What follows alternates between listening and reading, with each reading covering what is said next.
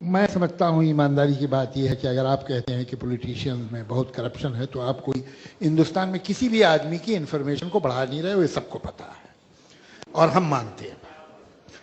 बाकी बचा ये कि आपको सर्टेन पॉलिटिशियंस या बहुत सारे पॉलिटिशियन या सारे पॉलिटिशियन बुरे लगते हैं या ये सिस्टम नहीं पसंद है पार्लियामेंट का, जिसमें 2 हाउसेस हैं, एक जुडिशरी का, इलेक्शंस का, असेंबलीज का। आपको ये सिस्टम नहीं अच्छा लगता। आप कहते हैं आप प्राइम मिनिस्टर नहीं बनना चाहते। क्यों नहीं बनना चाहते? आपको इस सिस्टम पे ही भरोसा नहीं, इस स्ट्रक्चर पे, इस कॉन्स्टिट्यूशन पे भरोसा है या नहीं है? ये हो सकता है कि आपको मणिशंकर अय्यर साहब पे भरोसा ना हो, रविशंकर प्रसाद साहब पे भरोसा ना हो, आपको पूरा राइट है, आप ना करें उन पे, लेकिन हिंदुस्तान के कॉन्स्टिट्यूशन पे आप विश्वास रखते हैं कि नहीं? और अगर रखते हैं तो फिर आप ये जो कहते हैं जनता फैसला करेगी, ये जनता कैसे फैसला करेगी? सड़क पे करेगी। तो फिर ये पार्लियामेंट रिडंडेंट है, इसे बंद करवा देना चाहिए, इसमें कुछ सिनेमा हॉल वगैरह खुलवा देते हैं। तो सवाल ये है कि आप सिस्टम को और इंडिविजुअल को कंफ्यूज करते हैं। पहले तो इसमें क्लियर हो जाइए। दूसरी ये कि ये बात दोनों ने कही अपने अपने तरीके से, और मैं बिल्कुल दोनों से सहमत हूं कि आप ये तो बताते हैं कि बुरा क्या है, आप ये नहीं बताते कि होना क्या चाहिए।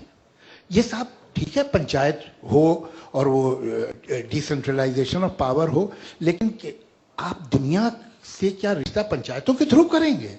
You need a central government, you need a state government, जरूरत है। इस सिलसिले में एक ख्वाब है कम्युनिस्टों का, एक ख्वाब है संघ परिवार का, एक ख्वाब है कांग्रेस का। आप मैं उनमें से किसी से अग्री करें नहीं करें, लेकिन उनके पास एक विजन तो है। We may disagree with that. आपका विजन क्या, हमें आज तक नहीं पता चला। आपने सिर्फ हमें ये बताया ये बुरा है वो बुरा। You are like a journalist who is giving us information of telephone numbers. सवाल यह है कि इन टेलीफोन नंबर से क्या हिंदुस्तान ठीक होगा? क्या आपके पास आइडियल इंडिया का नक्शा क्या है जो हिंदुस्तान के कॉन्स्टिट्यूशन के अंदर है या बाहर है? मुझे नहीं मालूम।